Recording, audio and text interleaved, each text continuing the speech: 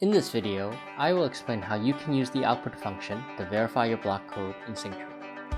First, in your block coding workspace, let's begin by creating a new string parameter, rec4. After that, we save the code, and we can see from the output log that there are no errors and the code has compiled successfully. Next, let's see what happens when we set a parameter with no index. After we try to save, instantly a message alerts us to check the output log, and we can see an undefined index type appear. Back in the code, we can simply delete this error, save, and the code compiles. Thank you, and be sure to check us out at www.synctree101.com if you have any further questions and for our latest updates.